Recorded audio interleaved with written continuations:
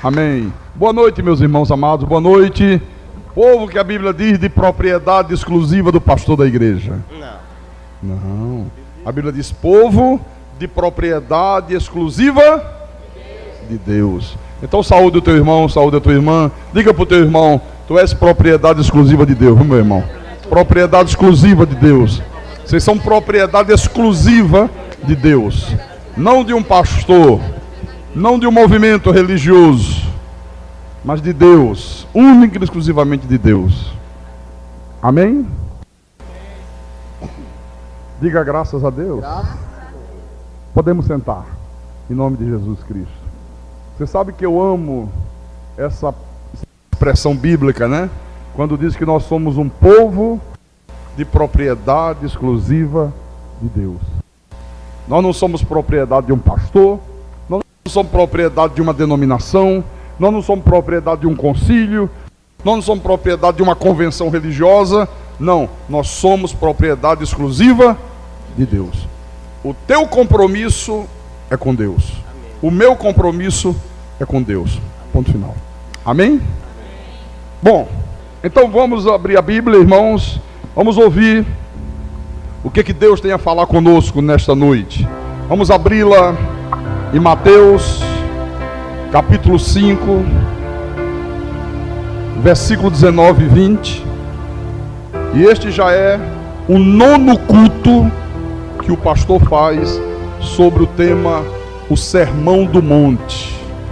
E agora nós estamos entrando em coisas tremendas aqui desse estudo bíblico.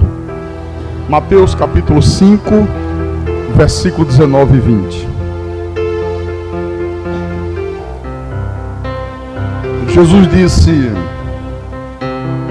aquele, pois, que violar um destes mandamentos, posto que dos menores, e assim ensinar aos homens, será considerado o mínimo no reino dos céus. Aquele, porém, que os observar e ensinar, esse será considerado grande no reino dos céus. Porque vos digo que, se a vossa justiça não exceder em muito a dos escribas e fariseus, jamais entrareis no reino dos céus. Então vamos orar ao nosso Deus, para que o Espírito Santo nos dê direção, nos dê discernimento e nos faça compreender em profundidade a palavra santa do Senhor. Oremos ao nosso Deus agora. Oremos ao Senhor.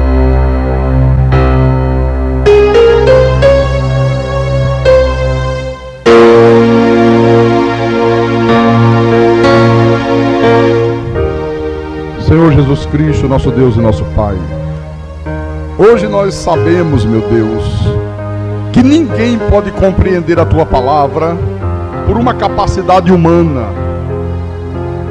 Não é por capacidade humana, não é pelo QI de inteligência, não é pela bagagem cultural que a pessoa tem.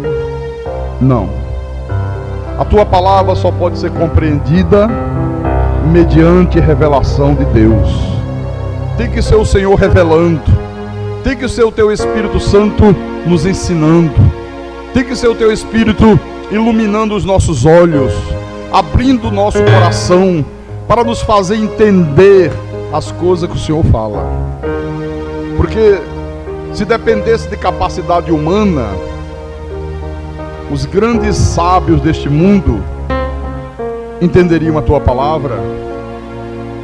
As pessoas que têm um alto QI entenderiam a Tua palavra. Os juízes, os advogados, os jornalistas, os médicos, os cientistas. No entanto, não tem sido assim, Senhor Deus.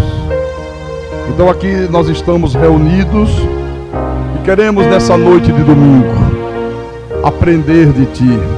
Queremos que o Teu Espírito Santo, meu Deus, venha nos dar o perfeito entendimento da Tua palavra. Porque quando nós entendemos a Tua palavra com perfeição, nós vivemos uma vida da maneira que o Senhor quer que ela seja vivida. Nós passamos a servir ao Senhor da maneira que o Senhor quer ser servido, e não da maneira que nós queremos servir. O entendimento da Tua palavra vai criando pessoas maduras, vai dando uma maturidade espiritual à igreja, ao teu povo. E somente assim, meu Deus, o teu povo pode glorificar o teu nome através da sua própria vida. Somente assim o teu povo pode se manifestar como sal e como luz nesta terra. Então fala à tua igreja, fala aos teus escolhidos, aqueles que o Senhor, com mãos de misericórdia, trouxe a esse santuário nessa noite. Usa-me, meu Deus, como instrumento da tua vontade. Dá-me a inspiração, dá-me a capacidade, meu Senhor, de proclamar a tua palavra com verdade, porque a minha suficiência, ela vem de ti. E que o Senhor seja glorificado através de tudo aquilo que for proclamado desse altar.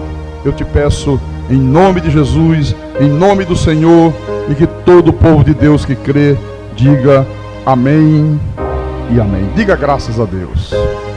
Então, meus irmãos amados, Igreja Santa de Jesus Cristo, nós estamos já há 9 cultos ouvindo uma série de mensagens, uma série de pensamentos sobre o Sermão do Monte. E eu queria que você observasse que no início do Sermão do Monte, no início do capítulo 5, no versículo 1, diz assim: vendo Jesus as multidões, subiu ao monte, e como se assentasse, aproximaram-se os seus discípulos, e ele passou a ensiná-los, dizendo. Então, esse sermão aqui foi um ensinamento de Jesus diretamente para quem? Para os seus discípulos. E por que eu estou fazendo questão de dizer isso? Porque eu fico imaginando que essas palavras que estão aqui registradas no versículo 19 e 20 de Mateus, olha, deve ter sido extremamente chocante, deve ter sido extremamente surpreendente para aqueles homens e mulheres a quem o Senhor estava dirigindo. Eles devem ter ficado surpreendidos quando o Senhor disse, aqui no versículo, vamos lê-lo outra vez: aquele, pois, que violar um destes mandamentos, posto que dos menores, e assim ensinar aos homens, será considerado mínimo no reino dos céus. Aquele, porém, que os observar e ensinar, esse será considerado grande no reino dos céus. Porque vos digo a quem? Os discípulos, que se a vossa justiça, a vossa santidade, se o padrão de vida de vocês não exceder em muito ao dos escribas e fariseus, jamais entrarei no reino dos céus. Então, na verdade, Jesus estava dizendo: olha, não pensem que eu vim facilitar as coisas, não pensem vocês que eu vim para tornar menos severa essas exigências morais de Deus.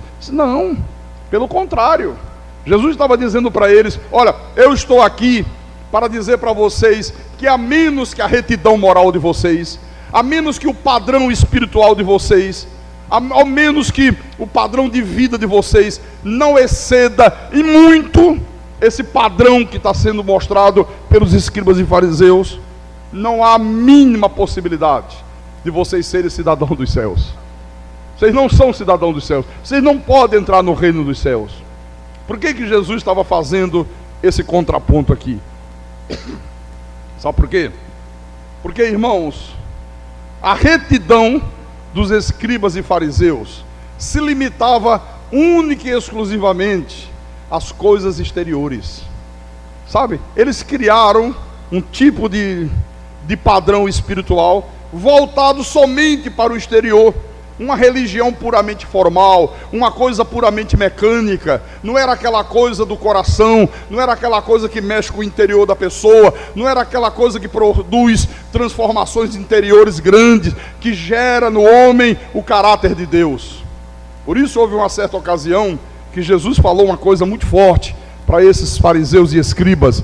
Você pode conferir na tua Bíblia, no livro de Lucas, capítulo 16, versículo 15. Olha o que Jesus disse para eles aqui. Mas Jesus lhes disse: vós sois o que vos justificais a vós mesmos diante dos homens, mas Deus conhece o vosso coração, pois aquilo que é elevado entre os homens é abominação diante de Deus. Olha, vocês se justificam vocês mesmos diante dos homens. Vocês criaram um tipo de padrão religioso que aparenta aos homens que vocês são pessoas justas, que vocês são pessoas santas, que vocês são pessoas tementes a Deus. Jesus diz: todavia é só aparência. Deus conhece o coração de vocês. Deus conhece o que está dentro de vocês. Olha, no livro de Marcos, capítulo 7, há um episódio muito parecido com esse aqui, que mostra Jesus falando algo muito parecido. Marcos capítulo 7, versículo 1 em diante. Isso aqui é muito interessante, porque diz assim: ora, reuniram-se a Jesus os fariseus e alguns escribas vindo de Jerusalém, e vendo que alguns dos discípulos dele comiam pão com as mãos impuras, isto é, por lavar, pois os fariseus e todos os judeus, observando a tradição dos anciãos, não era observando a palavra de Deus, não era observando o que estava escrito nas escrituras, era observando coisas que os anciãos haviam criados e que se tornaram tradição na vida espiritual do povo naquela época. Então, observando essa tradição dos anciãos, não comem sem lavar cuidadosamente as mãos. Quando voltam da praça, não comem sem se aspergirem, e há muitas outras coisas que receberam para observar, como lavagem de copos, jarros, vasos de metal e cama. Segura um pouquinho aí. Essa lavagem de mãos aqui não é a lavagem de mão que todos nós fazemos higienicamente. Quando você vai sentar-se à mesa para almoçar, para jantar, você vai lá, lava a mão, né? Você veio da rua, pegou em coisa suja. Então, a higiene não era essa. Os discípulos de Jesus não eram porquinhos que vinham com as mãos sujas, sentavam lá e comiam de qualquer jeito. Não, isso aí, eles lavavam a mão, eles tinham higiene. Era que os fariseus criaram uma lavagem, tipo uma lavagem espiritual. Então eles diziam assim: olha, depois que você lavou as mãos lá, você só pode sentar à mesa depois que você lavar nessa água aqui. Então punha lá uma bacia, como se fosse hoje, digamos assim, uma água ungida, entre aspas, uma água benta. Se você não lavar nessas mãos aqui, nessa água, você está com as mãos impuras. Mas onde estava na Bíblia essa exigência de Deus? Em nenhum lugar. Foi uma coisa criada pelos anciãos, uma tradição que se estabeleceu, sabe, na vida do povo hebreu naquela época. Então, aspergir água nas camas, nos móveis, nada disso estava na palavra de Deus. Então, eles observaram que os discípulos de Jesus não se submetiam a isso, não praticavam isso. Aí foram interpelar Jesus. Olha o versículo 5. Foram lá, os escribas e fariseus interpelaram o Senhor da glória: por que não andam os teus discípulos de conformidade com a tradição dos anciãos, mas comem com as mãos por lavar? Você vê? Preste atenção na interpelação. Ô Senhor, por que os teus discípulos não estão vivendo de conformidade com a tradição dos anciãos? Há uma tradição entre nós de lavar as mãos nessa água ungida aqui, antes de sentar-se à mesa. E por que os teus discípulos não estão fazendo a mesma coisa? Você sabe o que é que Jesus respondeu? Leia o versículo 6. Bem profetizou Isaías a respeito de vós, hipócritas, como está escrito: este povo honra-me com os lábios, mas o seu coração está longe de mim, e em vão me adoram, ensinando doutrinas que são preceitos de homens. Hoje a igreja de Jesus está assim, ó, de doutrinas que são preceitos de homens, que não está na Bíblia Sagrada, e as pessoas se submetem a essas doutrinas. Onde está na Bíblia Sagrada Deus proibindo um filho dele de ir à praia? Em nenhum lugar. Mas quantas igrejas lançam essa proibição?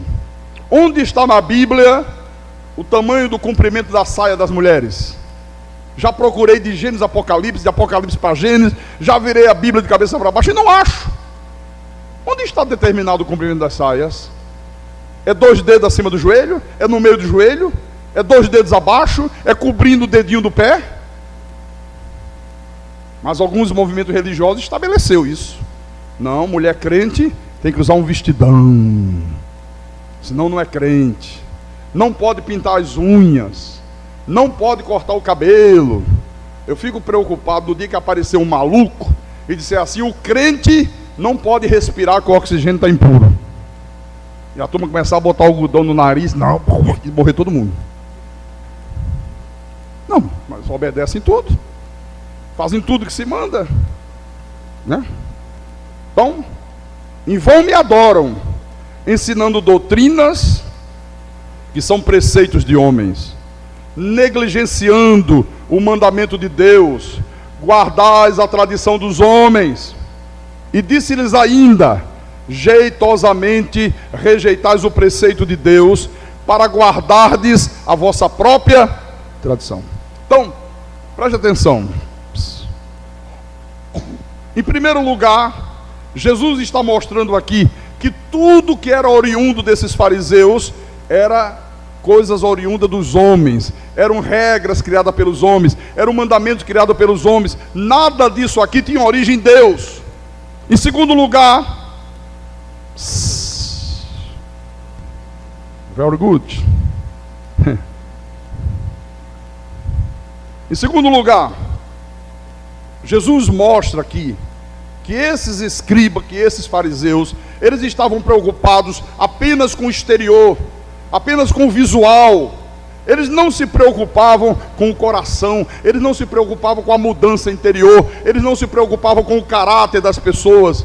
Então Jesus, na realidade, irmãos, ele está dizendo aqui: ó fariseus, eu vejo vocês aí agindo com tanto cuidado, com tanto zelo, no que diz respeito às coisas externas, no que diz respeito a essas doutrinas dos homens, mas vejo vocês tão negligentes com aquilo que é de fundamental importância, que são os preceitos de Deus, tão preocupados em cumprir aquilo que os homens criaram, em obedecer aquilo que os homens determinaram, essas doutrinas de homens, mas por outro lado, completamente negligentes no que diz respeito às coisas do coração, no que diz respeito às coisas que vêm de dentro. Por isso que aqui no versículo 14, o Senhor disse assim, convocando ele de novo a multidão, disse-lhes: ouvi-me todos e entendei, nada há fora do homem que entrando nele o possa contaminar, mas o que sai do homem é o que o contamina. Se alguém tem ouvido para ouvir, que ouça. Quando entrou em casa, deixando a multidão, os seus discípulos o interrogaram acerca da parábola. Não entenderam o que Jesus falou. Senhor, que história é essa aí? Que nada do que entra contamina, o que contamina é o que sai, que as coisas exteriores não prejudicam em nada a nossa vida, só as interiores. O que é isso aí? Então, Jesus lhes disse: assim vós também não entendeis? Não compreendeis que tudo que de fora entra no homem não pode contaminar? Porque não lhe entra no coração, mas no ventre, e sai para lugar escuso, e assim considerou ele puro todos os alimentos. Que naquela época tinha, né, aquela coisa: não pode comer isso, não pode comer aquilo. Ah, se comer carne de porco, está contaminado. Se comer não sei o quê. Então se criaram muitas coisas, né? Eu disse: não, o que você come, o que vem de fora, não contamina o homem, não prejudica o homem espiritualmente, mas o que sai. Aí no versículo 20, o que sai do homem, isso é o que o contamina. Porque de dentro do coração dos homens é que procedem os maus desígnios, a prostituição, os furtos, os homicídios, os adultérios, a avareza, a malícia, o dolo, a lascívia, a inveja, a blasfêmia, a soberba, a loucura. Ora, todos esses males vêm de dentro e contaminam o homem. Você sabe o que é que se ensina nas igrejas? Que é o diabo que faz isso aqui. Não, o demônio é que faz isso. Olha, o demônio fez fulano se prostituir. Não foi o diabo que fez fulano roubar. Não foi o Satanás que fez o outro matar. Foi o diabo que fez isso aqui. Não, não, não. Ele está dizendo que essas coisas procedem de dentro. procede do interior do homem, procede do coração, procede do caráter do homem. Então, Jesus aqui está ensinando que o importante, meu irmão, é o coração, o importante é o caráter do homem, não é o exterior do homem. Quando fala de coração, não é esse coração aqui, esse músculo que bombeia o sangue, não é isso. Essa expressão coração na Bíblia é o caráter. O que vale para Deus é o teu caráter, não é o teu exterior. Essa coisa de identificar, lá vem um crente, como é que você sabe? Pela roupa. Como é que se identifica crente por roupa? Isso é coisa de fariseu, meu irmão. O crente não se identifica por roupa. O crente se identifica pelo caráter. Você convive com a pessoa, você começa a ver o procedimento, a maneira de pensar, você começa a ver os pensamentos que ela tem. Aí você diz, opa, tem alguma coisa diferente neste homem? Tem alguma coisa diferente nesta mulher? Você começa a ver na pessoa o caráter de Deus. Então, contrariando esse ensinamento de Jesus, de o que vale é o caráter, o que vale é o exterior, nós presenciamos, nós vemos que esse mesmo espírito fariseu está hoje aí estabelecido em muitas bandeiras denominacionais, onde diz que o importante é a mulher não cortar o cabelo, o importante é a mulher usar um vestidão, se usar calça comprida, diz que a mulher não é crente. Diz que o importante é não ter televisão em casa, que não pode ouvir uma música popular brasileira, que não pode a pessoa ir a uma praia. Não é isso que nós vemos aí em muitos lugares? Que o homem crente não pode usar bermuda, não pode usar uma camiseta. Eu li na rádio, no meu programa, o livro de doutrinas daquela seita Deus é Terror. Não pode nem fazer chá de panela. Se tiver noivo, essas coisas que se fazem antes de casar, né? Olha, vai ter o chá de panela da noiva. Não pode, é proibido, irmão. Está escrito, está aqui comigo na minha Bíblia. Então, Jesus repudiou todas essas coisas. E ele disse, olha, nada disso contamina o homem. Não é porque ouve uma música, claro. Você não vai ouvir uma música imoral. Uma música com letra suja, de duplo sentido. Mas quantas músicas boas que se tem, músicas que exaltam o amor, que exaltam a amizade, músicas que combatem o autoritarismo dos homens, tanta coisa bonita que exalta a beleza da natureza. E por que não pode ouvir? Não é você ir a um cinema que vai prejudicar a tua vida espiritual. Agora depende do filme que você vai assistir. Tantos filmes maravilhosos. Olha, eu fico dando dica no meu programa lá em Natal, sabia? Irmão, pegue na locadora, você que gosta de ver filme, assista tal filme, assista o Julgamento de Nuremberg, assista Espartaco, assista a Lista de Schindler, assista, eu assisti ontem, El Cid, que filme espetacular. Então isso não, Jesus, olha, não é isso que contamina o homem. O que contamina é o que sai de dentro. É o que sai do caráter do homem. Olha só. Volte um pouquinho atrás. Mateus capítulo 23. Mateus 23. Versículo 27 e 28. Presta atenção no que Jesus falou para essa gente. Ai de vós, escribas e fariseus, hipócritas. Como Jesus era duro, hein? Porque sois semelhantes aos sepulcros caiados, que por fora se mostram belos, bonitos, né? Mas interiormente, por dentro, estão cheios de ossos de mortos e de toda imundícia. Você já teve a oportunidade de ir num cemitério? Já foi lá? Se o túmulo é de uma pessoa rica, de posses, né? Normalmente é de mármore, né? Granitina, sei o que, essas coisas assim, né? Aí tá lá bem polido, bem cerado, tudo brilhando, né? Bota umas coisas douradas. A aparência por fora é belíssima. Se é um sepulcro de uma pessoa pobre, pintadinho de branco, joga um cal, né? Normalmente faz isso dia de finados, né? Aí só olha, vocês, fariseus, são igualzinhos esse sepulcro dos cemitérios. Por fora se mostram belos, limpos, bonitos, mas por dentro vocês estão cheios de ossos de morte e toda imundícia. Assim também vós, exteriormente, pareceis justo aos homens, mas por dentro estáis cheios de hipocrisia e de iniquidade. Quer dizer, pelo lado de fora parecia tudo bem, mas pelo lado de dentro ia tudo mal. Porque às vezes, irmãos, a pessoa se mostra assídua aos cultos, aquela pessoa que vive subjugada a essas doutrinas de homem, não assiste televisão, não vai à praia, a mulher não corta mais o cabelo, não pinta as unhas, não usa uma maquiagem, não pode isso, não pode aquilo. Mas apesar disso, por dentro, às vezes uma pessoa rancorosa, às vezes uma pessoa que guarda mágoa, às vezes uma pessoa vingativa, às vezes um péssimo marido, às vezes uma péssima esposa, às vezes uma pessoa desonesta, uma pessoa de gênio violento, que é capaz de partir para agredir um outro, causar uma agressão física ao outro, mas por fora parece uma pessoa santa, pelo que o sistema religioso acabou criando, né? Então era exatamente isto que Jesus estava denunciando aqui, no caso dos fariseus.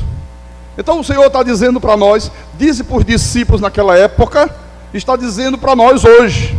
Ele disse, olha, a menos que a justiça de vocês exceda em muito essa justiça aqui dos fariseus, vocês jamais pertencerão ao reino dos céus. Ele estava dizendo, a menos que o padrão espiritual de vocês, a menos que o padrão de conduta de vocês não esteja muito acima do que esses fariseus determinaram, vocês não são cidadãos dos céus. Se você acha que para ser um crente, se você acha que para estar bem com Deus é porque não usa calça comprida, você jamais vai ser cidadão dos céus. Você acha que está bem com Deus porque não tem televisão em casa? Você acha que está bem com Deus porque não ouve o Chitãozinho Chororó? Você acha que está bem com Deus porque não vai ali na praia do futuro dar um mergulho nas águas? Eles, olha, se o padrão de vida de vocês, se o padrão espiritual de vocês não exceder em muito isso aí, vocês jamais entrarão no reino dos céus. Porque o reino dos céus, irmãos, o reino de Deus, ele envolve diretamente o coração, ele envolve diretamente o caráter do homem, não coisas meramente externas. Deus não está preocupado com o exterior. O que realmente importa para Deus é aquilo que nós somos por dentro.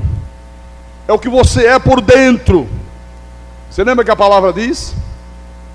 Deus não vê como vê o homem. O homem vê o exterior. Fica julgando as pessoas pela aparência. Esse Deus não, Deus vê o coração. Eu às vezes até brinco aqui na igreja, né?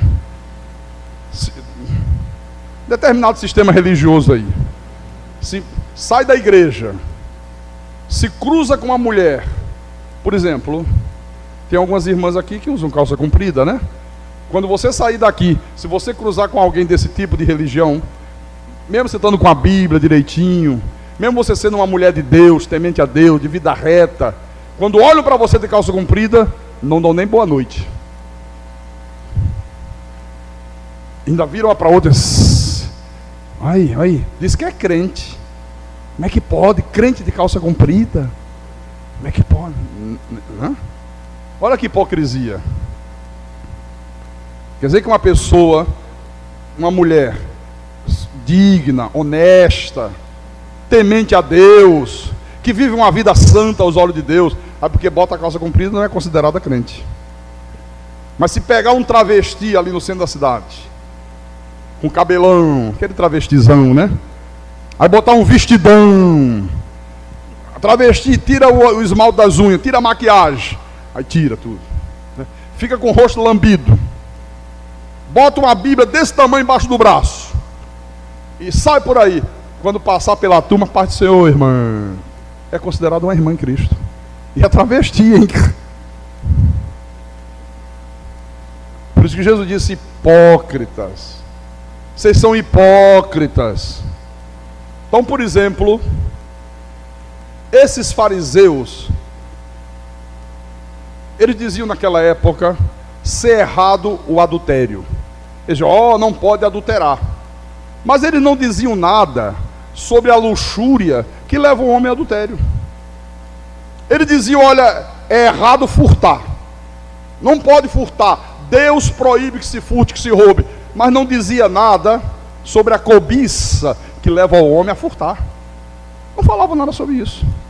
Então, para eles, enquanto a pessoa não fosse pega na prática desses delitos, ela estava perfeitamente bem com Deus. Se o cara tivesse muito desejo de roubar, mas enquanto ele não roubasse, estava bem com Deus. Se o homem tivesse um pensamento impuro, cheio de desejos pecaminosos, sabe? Enquanto ele não praticasse o adultério, enquanto ele não se deitasse com uma mulher, para os fariseus estava tudo bem. Estamos obedecendo a palavra, não estamos transgredindo a palavra. Bom, vamos aqui no capítulo 5. Vamos voltar lá, capítulo 5 de Mateus, versículo 27. Agora Jesus entra no âmago da questão. E ele diz: ouviste que foi dito? Não adulterarás. Vocês ouviram o que foi dito? Não adulterarás. O problema é que os fariseus, eles reduziram esse mandamento de Deus aqui simplesmente ao ato físico do adultério. E se um homem casado ou uma mulher casada não tiver relacionamento sexual com outra pessoa fora do casamento, não está cometendo adultério. Enquanto não praticar o ato em si, não pode ser acusado de transgredir o mandamento. Está bem com Deus, está com a vida reta diante de Deus. E aí Jesus mais uma vez entra em ação para mostrar que eles não discerniam o espírito da letra. E quando não discerniam o espírito, eles anulavam a verdade da palavra.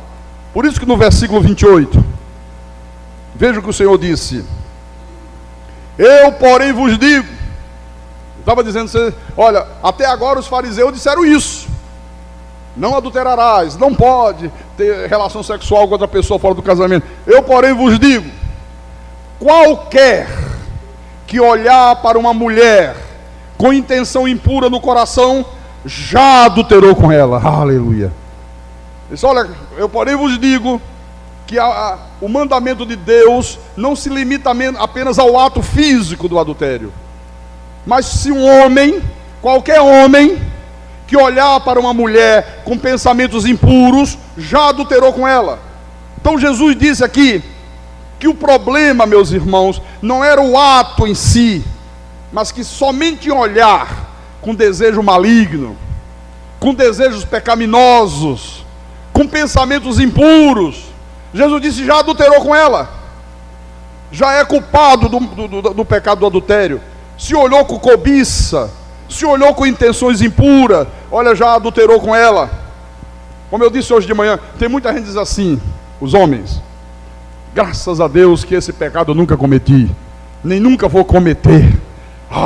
Jamais eu vou adulterar, jamais eu vou fazer uma coisa dessa. Já fui muito tentado, viu, pastor? Olha, muitas tentações, mas nesse pecado eu não caio.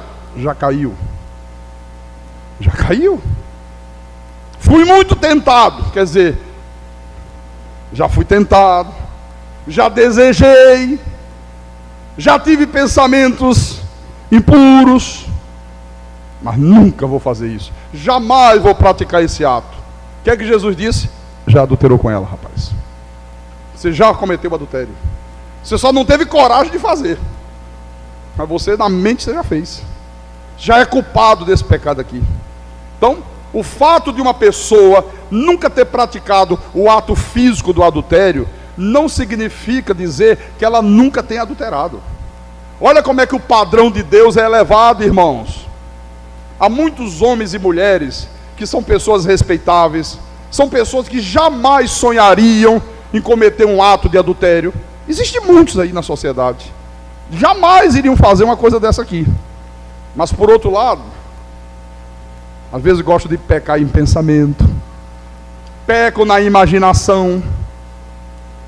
Às vezes olha para uma pessoa com a cabeça cheia de minhocas, com pensamentos impuros, com desejos pecaminosos, só não tem coragem de levar o ato, né, em praticar a coisa no duro mesmo, mas na cabeça já praticou. Por que que hoje se fala tanto de sexo virtual? O cara assim, não, deitar com outra mulher, ou a mulher deitar com outro homem, isso eu não faço. Mas deixa eu ir aqui para a internet. Pela internet eu faço. Aí começa um homem com a mulher com o homem, a falar de sexo, a se excitarem via internet. Graças a Deus que eu nunca fiz isso. Nunca pratiquei o adultério. Já praticou, Jesus, já adulterou. Então, aos olhos de Deus, já está pecando aonde? No coração. Já está pecando na sua mente, já está pecando na sua imaginação, já se tornou culpado do adultério. Você está vendo? Por isso que ele disse: se a vossa conduta, se o vosso padrão espiritual não exceder muito esse padrão aí dos fariseus, vocês jamais entrarão no reino dos céus. Quer dizer que o que vale para Deus é aquilo que está dentro da gente, irmão. Às vezes o sujeito olha assim: que raiva que eu tenho de fulano, que vontade de matar, dar-lhe sabe, tirar a vida. Já matou, só não tem coragem de matar, mas já matou. Ele tem vontade de matar, só que ele não teve a coragem de matar. Você já é culpado de transgredir o mandamento, você já praticou o erro, né? Então, aqui no versículo 29 e 30, tem uma coisa interessante agora, porque ele disse assim: se o teu olho direito te faz tropeçar, arranca-o e lança-o de ti, pois te convém que se perca um dos teus membros e não seja todo o teu corpo lançado no inferno. E se a tua mão direita te faz tropeçar, corta, lança de ti, pois te convém que se perca um dos teus membros e não vá todo o teu corpo para o inferno. Como é que é isso aqui, hein? Se o olho direito te faz tropeçar, arranca o olho, fica caolho. Se a mão direita te faz pecar, pega um machado, arranca a tua mão e joga fora, rapaz. Se livra dela. Não. Isso aqui é uma metáfora. Jesus aqui não está falando de mutilação física. Não está falando da pessoa arrancar olho, arrancar mão. Porque a retirada de um olho não torna a pessoa pura.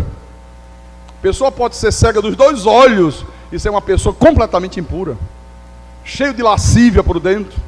Cheio de luxúria. Cheio de pensamentos pecaminosos. Ou não pode?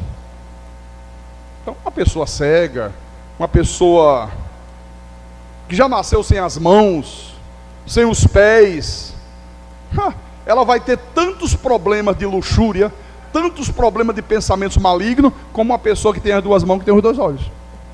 Então não está falando de mutilação física. Jesus aqui está usando uma metáfora.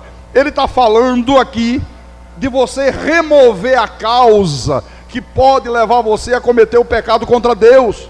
Ou seja, nós temos que nos livrar de tudo que possa nos levar a ter luxúria. Nós temos que nos livrar de tudo que possa nos levar a ter pensamentos pecaminosos, a ter desejos diabólicos. Ele se livra de tudo isso aí.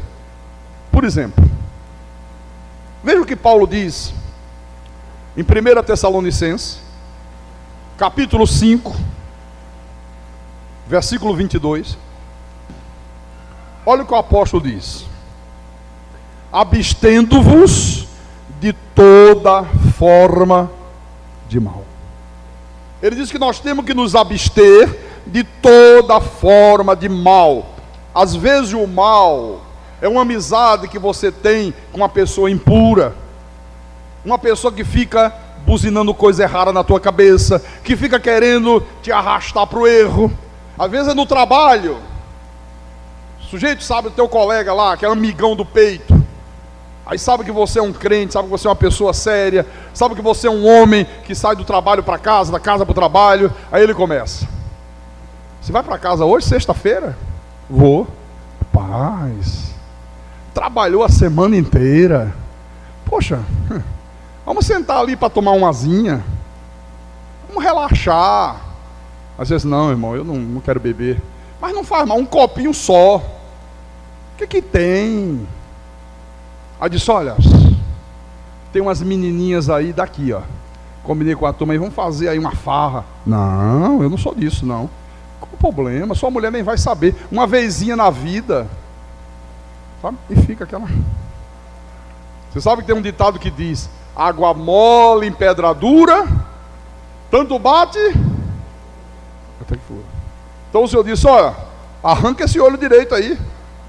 Arranca isso. Rompe a amizade. Não queira mais amizade com essa pessoa. Às vezes, o mal aqui é um ambiente profano.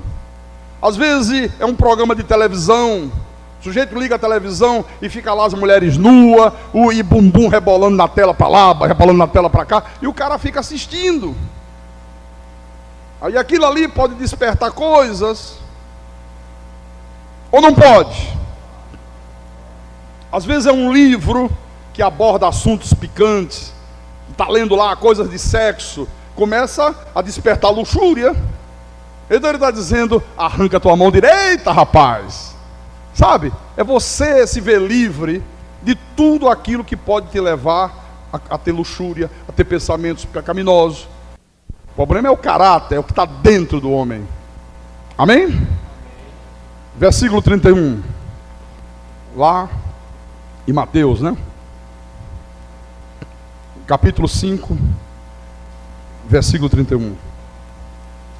Agora, nós vamos entrar aqui no outro assunto importante. Ele disse, também foi dito, aquele que repudiar sua mulher, dê-lhe carta de divórcio. Que coisa, hein? Sabe o que é interessante? Outro dia eu estava ouvindo um pastor pregando no rádio, e ele dizia o seguinte, que essas passagens aqui do Sermão do Monte, estava mostrando Jesus veio para aperfeiçoar a palavra. Jesus veio para aperfeiçoar a lei moral de Deus. Que coisa absurda. A lei de Deus é perfeita. A palavra de Deus, irmão, ela não precisa de correção. A palavra de Deus não precisa de nenhum aperfeiçoamento. Jesus não está aperfeiçoando. Jesus não está corrigindo, não. Aqui Jesus, ele está corrigindo a falsa interpretação que os escribas e fariseus davam da palavra. Aqui Jesus está desmascarando o falso ensinamento. Aqui Jesus está desmascarando, meus irmãos, a perversão da palavra, que é o que eles faziam. Por exemplo, vamos entender essa questão aqui do divórcio. Daqui a pouco a gente volta para lá. Abra em Lucas 19. Isso é muito importante. Vamos entender como é que é essa coisa do divórcio. Lucas capítulo 19. Lucas 19, pastor, acorda, pastor Carlos. Não é Lucas 19, não. Mateus 19. Por que eu fiquei com Lucas na minha cabeça, hein? Mateus 19. Versículo 3 em diante. Lá em Lucas também fala disso. Mas eu quero esse texto aqui. Então diz assim, olha só. Vieram a ele alguns fariseus e o experimentavam perguntando. Foram experimentar Jesus e perguntaram a Jesus, é lícito ao marido repudiar a sua mulher por qualquer motivo? Olha a pergunta que eles fizeram. Senhor Jesus, é lícito ao marido repudiar a sua esposa por qualquer motivo? Então Jesus respondeu, não tendes lido que o Criador desde o princípio os fez homem e mulher, e que disse, por esta causa deixará o homem pai e mãe, e se unirá à sua mulher, tornando-se os dois uma só carne. De modo que já não são mais dois, porém uma só carne. Portanto, o que Deus ajuntou, não separe o homem. Replicaram-lhe, então por que Moisés mandou dar carta de divórcio e repudiar? Respondeu-lhe Jesus, por causa da dureza do vosso coração, é que Moisés vos permitiu repudiar a vossa mulher. Entretanto, não foi assim desde o princípio. Deixa eu explicar isso aqui para os irmãos. Na sociedade judaica daquela época, a mulher era considerada um ser inferior. Os judeus não tinham nenhuma consideração pela mulher. A coisa era tão terrível que a mulher só podia estudar até os 7 anos de idade. E parava. 7 anos, só os homens que podiam ir em frente. Então eles consideravam a mulher um objeto, que eles podiam se ver livre dela a hora que quisesse, a hora que desejasse. Chegava-se ao ponto de dizer, é melhor queimar a Torá do que ensiná-la a uma mulher. A mulher não podia participar do serviço religioso. Para eles a mulher não tinha nenhuma importância no contexto espiritual. E daí a razão da pergunta que eles formularam a Jesus, aqui no versículo 3, né? Aí a razão. É lícito ao marido repudiar a sua mulher por qualquer motivo? Porque era exatamente assim que eles ensinavam. É lícito por qualquer motivo. Você vê que a resposta de Jesus aqui, ó, do versículo 4 ao versículo 6 é tremenda. Você vê que Jesus vai lá no princípio da criação para mostrar para eles que o casamento aos olhos de Deus é indissolúvel. Indissolúvel. Deus nunca defendeu o divórcio. Deus jamais mandou que o homem se divorciasse de sua esposa. Então, diante desta verdade aqui, que Jesus expôs, aí eles fazem a pergunta que está aqui no versículo 7, né? Se é assim, por que então que Moisés mandou dar carta de divórcio e repudiar? Como se dissesse, e Moisés está indo contra Deus? E Moisés está contrariando uma determinação de Deus? Jesus, não. Moisés fez isso por causa da dureza de coração de vocês. Vocês estão aí se separando toda hora e todo instante. Vocês trocam de mulher como quem troca de camisa. Vocês não respeitam as esposas de vocês. Vocês não respeitam as mulheres de vocês. Então, quando Moisés introduziu o divórcio na legislação mosaica nesse tempo aqui, Moisés fez com um objetivo, meus irmãos amados, de regularizar, de controlar uma situação que era caótica naquele tempo e que era extremamente prejudicial às mulheres, extremamente injusta com as mulheres. Aí Moisés disse, calma, não é assim. Como vocês são homens de coração duro, eu vou estabelecer carta de divórcio, mas só pode se divorciar por 2 ou 3 motivos que ele determinou. Coisas graves. Por exemplo, o homem casou com a mulher. Aí depois que casa, descobre que ela era uma prostituta. E ela enganou ele. Aí, essa mulher é prostituta, vive aí se prostituindo. Ah, é? Aí ele podia se divorciar. Dava a carta de divórcio, arranjava 2 ou 3 testemunhas idôneas, que aquilo era verdade, que ele foi enganado, e constava da carta de divórcio o motivo do divórcio. Então, esse foi o objetivo, né? Isso, olha, a situação está caótica. O cara casava hoje, os judeus, né? Daqui a 3 meses ele dizia, já enjoei dessa mulher, vou me divorciar dela. Qual o motivo? Não estou mais indo com a cara dela, quero outra. E a pobre da mulher tinha que ir embora mesmo. Mandava embora, uma mão na frente, outra atrás, e traz outra para cá. Daqui a 6 meses, vou me divorciar. Por quê? Incompatibilidade de gênios. Manda embora, arranja outra mulher. Só que agora, Jesus restringe o divórcio a um único motivo. Olha que coisa tremenda, o versículo 9. Aí o Senhor diz, eu porém vos digo, quem repudiar sua mulher, não sendo por causa de relações sexuais ilícitas, e casar com outra, comete adultério. E o que casar com a repudiada, comete adultério. Veja que lá em Mateus capítulo 5, versículo 32, é a mesma coisa. Volte lá. Mateus 5, 32. O mesmo ensinamento. Eu, porém, vos digo, qualquer que repudiar sua mulher, exceto em caso de relações sexuais ilícitas, a expõe a tornar-se adúltera. E aquele que casar com a repudiada, comete adultério. O Senhor estava dizendo, olha, os laços do casamento são eternos. Ninguém pode romper esses laços. Aí ele diz, A única coisa que pode desfazer totalmente uma união conjugal é o adultério. É se um dos cônjuges cometer relações sexuais ilícitas. Esse, por qualquer outro motivo, não pode. Não pode.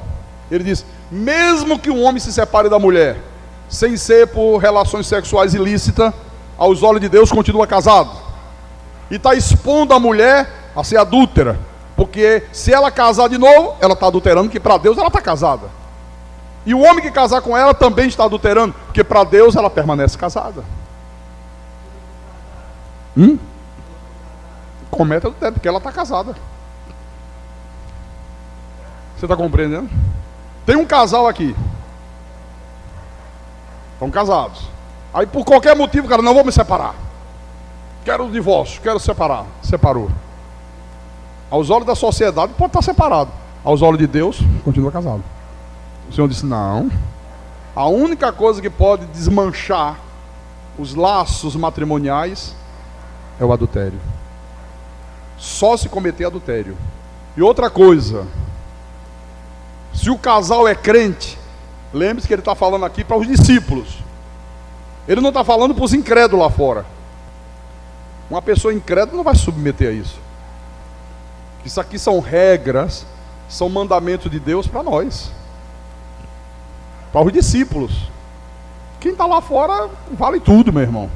Quer nem saber de nada. Mas a pessoa que é de Deus, aí não vale tudo não. É como Deus está determinando. E se os dois são crentes, mesmo que haja um adultério, não é para partir logo e separar não. Antes de haver a separação, tem o arrependimento, tem o perdão.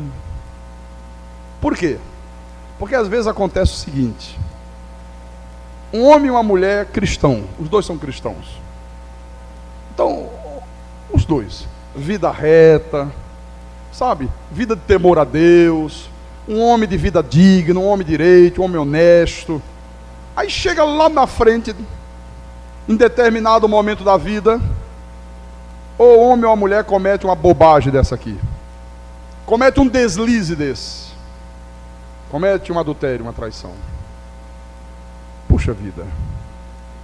Aí o cara, o homem ou a mulher, né? Depois que comete, vem o arrependimento, confessa que cometeu, diz, por favor, me perdoe, eu não sei onde é que eu estava a cabeça, que bobagem que eu fiz. Eu prometo, nunca mais na minha vida eu vou fazer isso. Olha, tara. Se são de Deus, veio o arrependimento, veio o pedido do perdão, tem que se perdoar. Lembra que nós vimos hoje de manhã aqui, o Senhor disse, se não perdoardes uns aos outros, tampouco o vosso Pai vos perdoará. Porque você não pode, meu irmão, invalidar toda a vida de uma pessoa por causa de um erro. A pessoa é casada, 30 anos de casado, um exemplo, de fidelidade, de honestidade. Aí sabe-se lá porque cargas d'água comete um deslize desse. Ou homem ou mulher. Poxa, mas a pessoa, a vida inteira foi reta. A vida inteira foi uma pessoa honesta. A vida inteira foi um homem fiel. A vida inteira foi uma mulher fiel. Aí porque cometeu o deslize, acabou a vida da pessoa, não presta mais. É diferente daquele homem, daquela mulher, já cometeu uma vez, se ajeitaram, cometeu outra, e lá, alto lá, aí separa mesmo. Olha como a coisa é sutil, né? Como é que tem que ter um grau de espiritualidade muito elevado. Se a vossa justiça não excederem muito a dos escribas e fariseus, não entrareis no reino dos céus. Não pode entrar. O que você vê de gente divorciada dentro da igreja evangélica hoje é um escândalo. O que você vê de pastores que já se divorciaram 3, 4 vezes é uma barbaridade. E a igreja aceita. E a igreja aceita. O último foi o pastor Caio Fábio, o último que eu tive notícia, dos famosos, né? E fez uma carta aberta à igreja, a igreja tem que compreender. Eu fui casado 25 anos, mas o amor acabou, e não sei o que, esfriou, e começou a ter problemas, e Deus colocou uma pessoa no meu caminho, e agora eu tenho que dar sequência à minha felicidade. E se aceita isso. E está lá o homem pregando, lá no Rio de Janeiro. Isso que é assim, ó, de seguidores. Na sua epístola aos Coríntios, Paulo ratifica esse mesmo princípio. 1 aos Coríntios, capítulo 7, versículo 10 e 11. Observe que esse capítulo 7 aqui mostra Paulo tendo perguntas que lhe foram feitas com respeito ao casamento. Capítulo 7 é isso. Então ele diz assim: ora, aos casados ordeno, não eu, mas o Senhor, que a mulher não se separe do marido. Se, porém, ela vier a separar-se, que não se case, ou que se reconcilie com seu marido, e que o marido não se aparte da sua mulher. Por que Paulo está falando isso nessa época aqui? Porque alguns judeus naquela época, fariseus, estavam se separando das suas mulheres, alegando que a palavra de Deus diz: não pode haver comunhão da luz com as trevas. A minha mulher é incrédula, não é convertida não. Olha, Deus está dizendo aqui, não pode haver comunhão da luz com as trevas. Olha, a palavra de Deus está dizendo que eu tenho que me separar do mundo. Estou me separando da minha mulher por isso. Você vê como é que esses fariseus eram? Pegavam até trechos da Bíblia para justificar suas atitudes erradas. Então, não, Deus está dizendo aqui, não pode haver comunhão da luz com as trevas. Minha mulher continua incrédula, não quer se converter, eu prego para ela, ela não dá ouvido. Vou me separar da minha mulher, estou me separando. Aí Paulo disse: não, não é assim, não pode ser dessa forma. Pastor, como é que é, pastor? Um marido crente que tem uma mulher incrédula, ou uma mulher incrédula que tem um marido, ou uma mulher crente que tem um marido incrédulo. Como é que funciona isso? Vamos deixar a Bíblia responder. Versículo 12. Olha o que o apóstolo diz. Ele diz: aos mais digo eu, não o Senhor, se algum irmão tem mulher incrédula, e esta consente em morar com ele, não a abandone. Não a abandone. E a mulher crente, que tem marido incrédulo, e este consente em viver com ela, não deixe o marido. Porque o marido incrédulo é santificado no convívio da esposa, e a esposa incrédula é santificada no convívio do marido crente.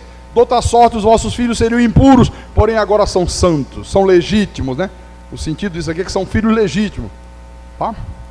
Mas se o descrente, se o incrédulo quiser se apartar, que se aparte. Em tais casos, não fica sujeito à servidão nem o irmão, nem a irmã. Deus vos tem chamado à paz. Você vê? Ele disse: olha, se você é convertido e a tua mulher é incrédula, e ela consente em viver com você, sem problema, não abandone ela nunca. Não é motivo para separar de jeito e qualidade. Pastor, mas minha mulher às vezes, pastor, tem umas atitudes erradas, ela é assim. Pastor, meu marido só precisa ver, pastor. O marido incrédulo é santificado do convívio da esposa crédula.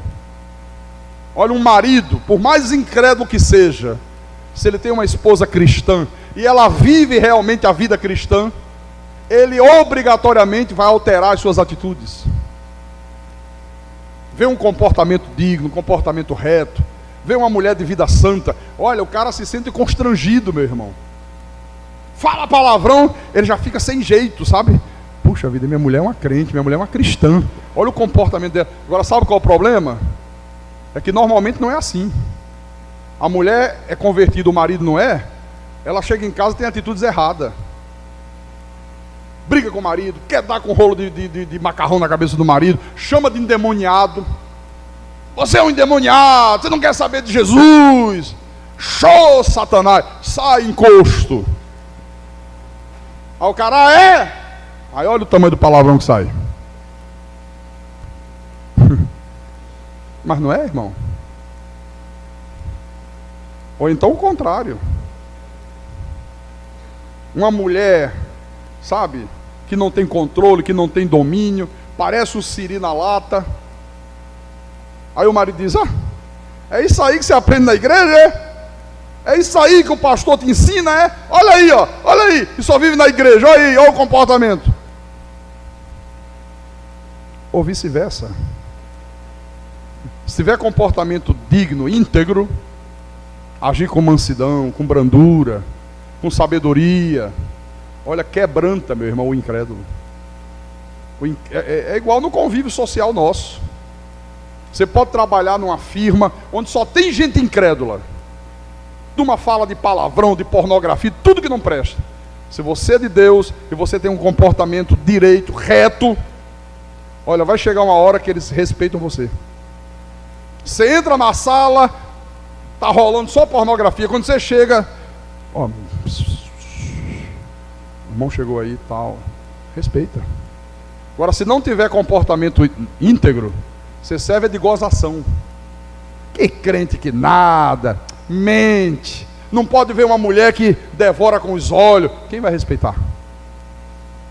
Quem vai respeitar? Me diga. Aqui. Então, Deus, Ele odeia o repúdio, Deus odeia a separação. E isso era que os escribas e fariseus faziam pelos motivos mais banais, pelos motivos mais fúteis. Então é muito importante, irmãos, nós não esquecermos esse alerta aqui de Jesus. Se a vossa justiça, se a vossa santidade, se a vossa conduta não exceder em muito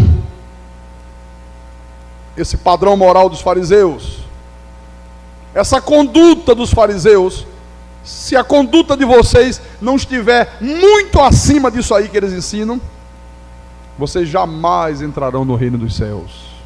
Vocês não são cidadão dos céus. Vocês não fazem parte da família de Deus. Olha que palavra dura que Jesus trouxe. Olha que o nosso padrão de conduta, meu irmão, olha, tem que estar muito acima do que tem sido ensinado aí fora. Porque é muito fácil dizer que é crente porque usa uma roupa diferente. Aceita Jesus, irmã, aceitei. Então a partir de hoje, vestidão, não pode mais pintar os lábios, não pode mais usar esmalte, não pode mais usar batom, não pode mais usar aquele negócio que passa aqui.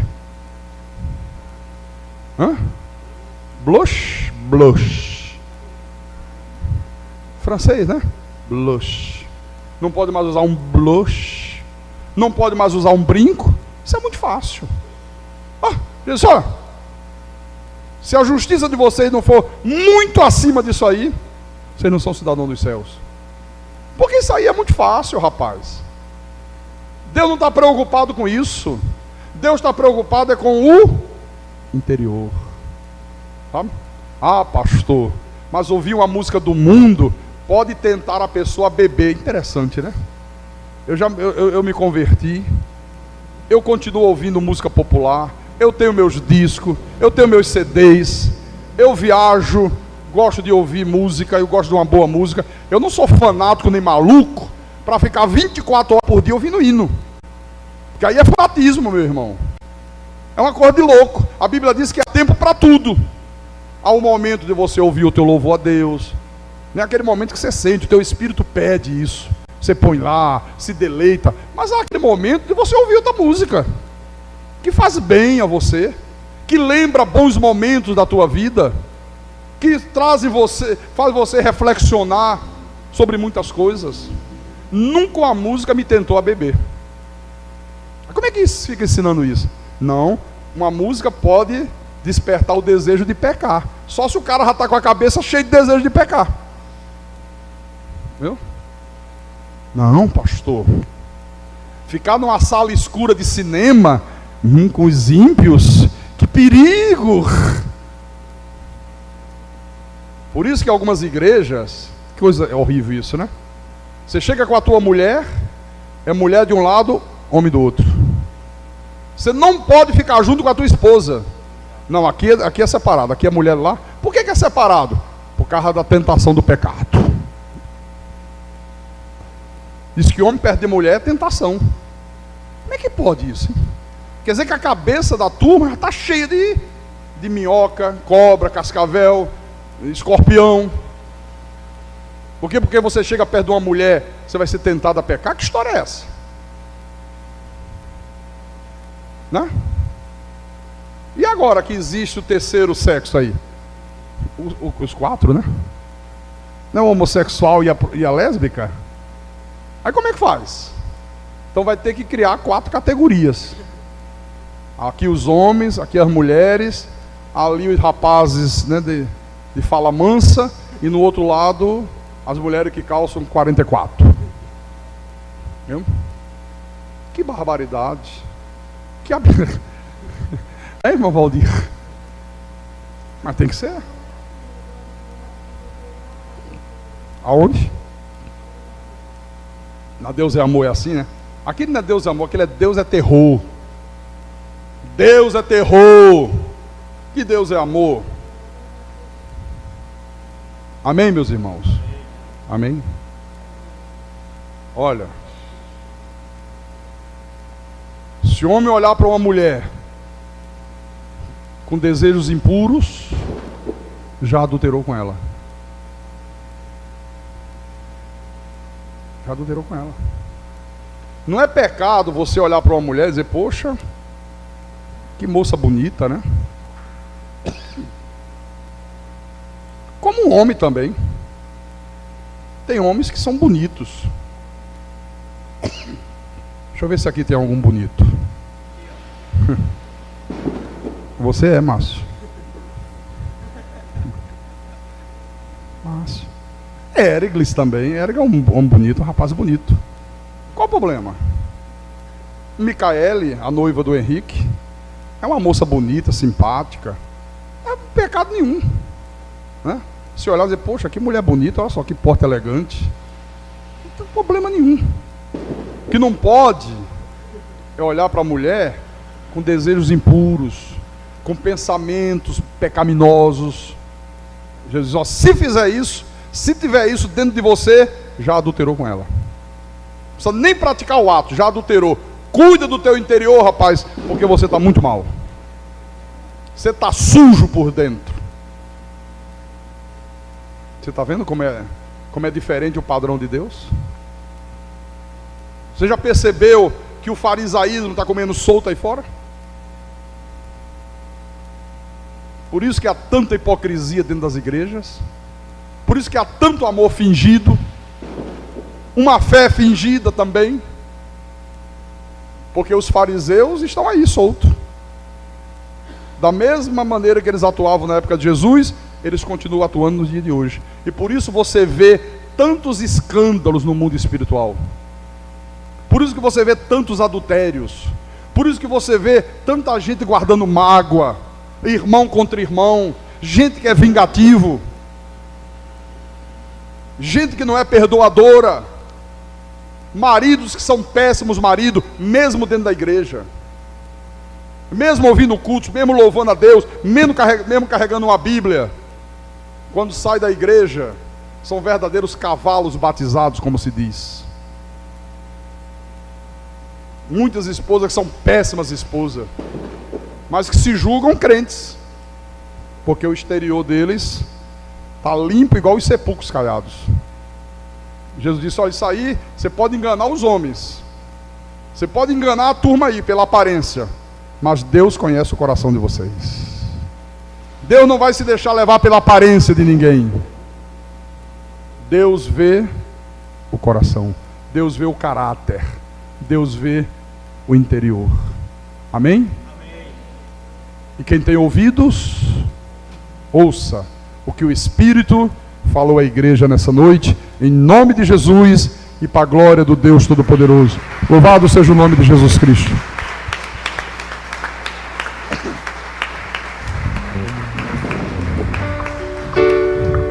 Vamos ficar de pé, vamos fazer uma reflexão sobre o que nós ouvimos de Deus nessa noite. Feche os teus olhos, eleve o pensamento a Deus nesta hora.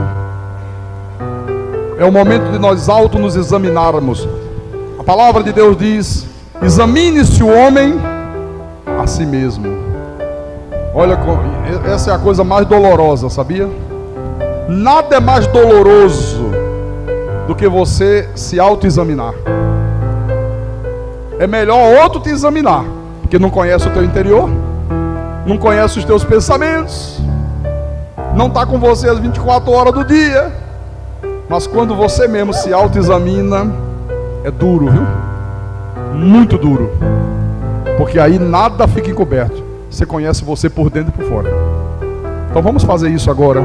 Feche os teus olhos, eleve o teu pensamento a Deus, em nome de Jesus Cristo.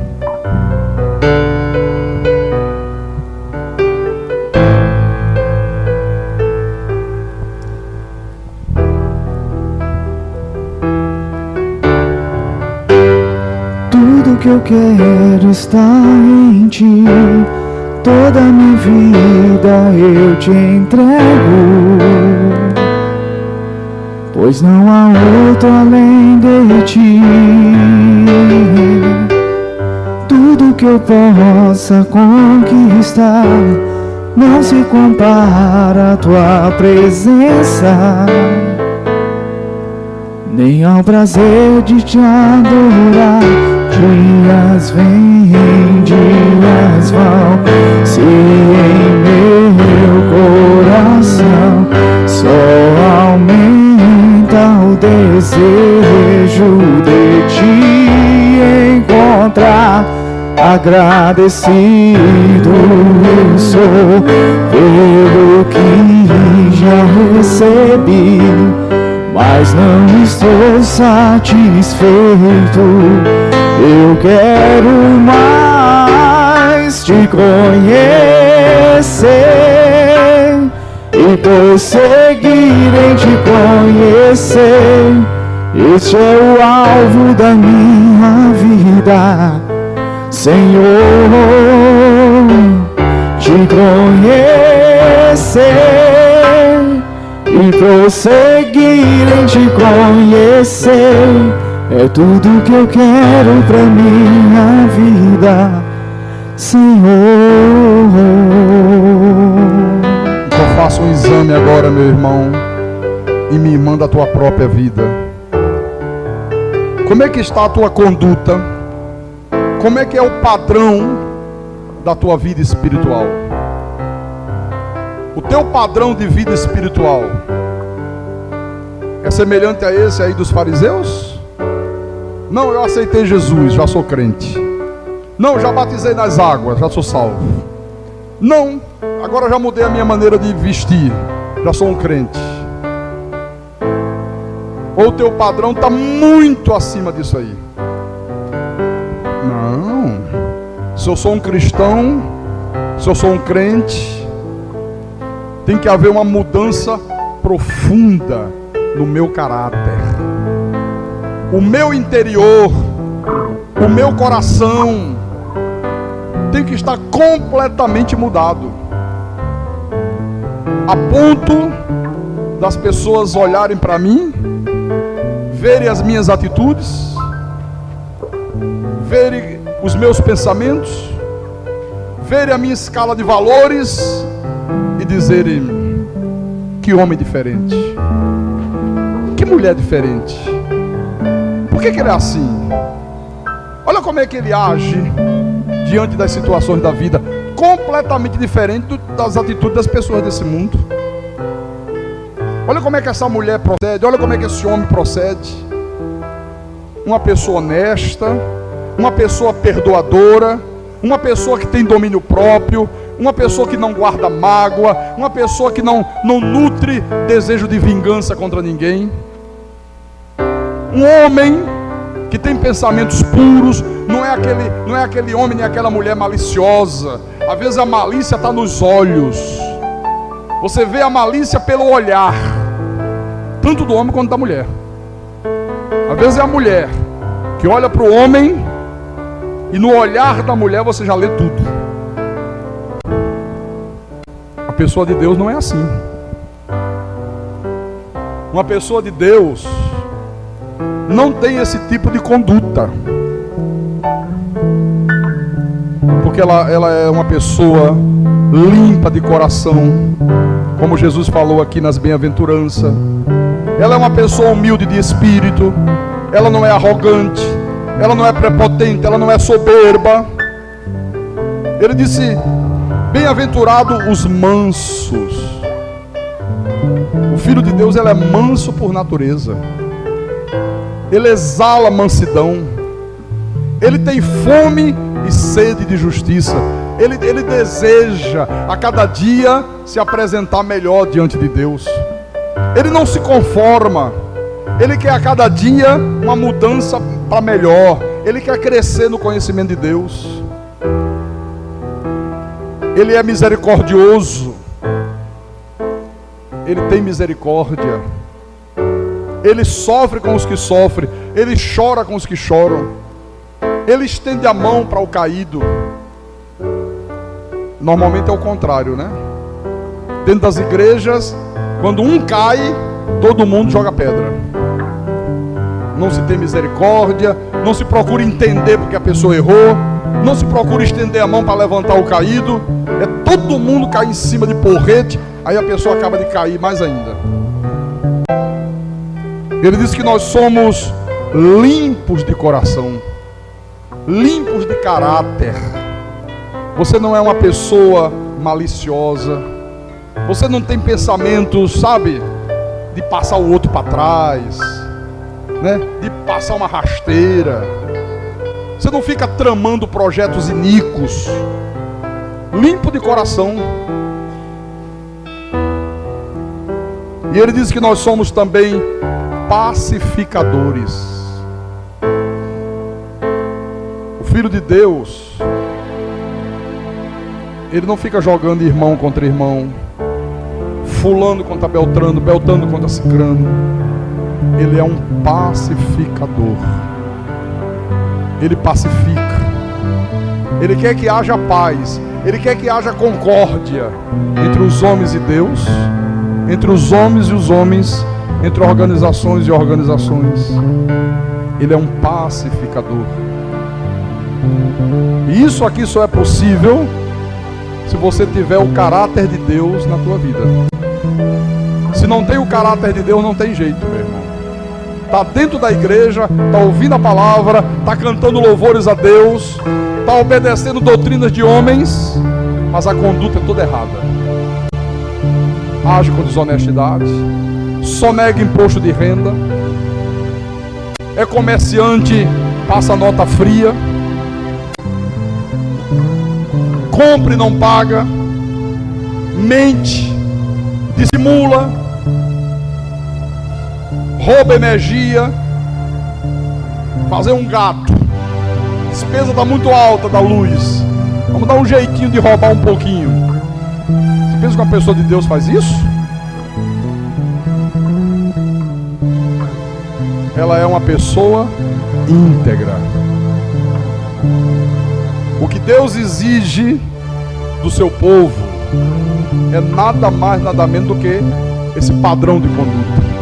Olha, se você não tiver nesse padrão, a coisa está ruim para o teu lado. Ele disse: jamais você vai entrar no reino. Você não faz parte desse reino.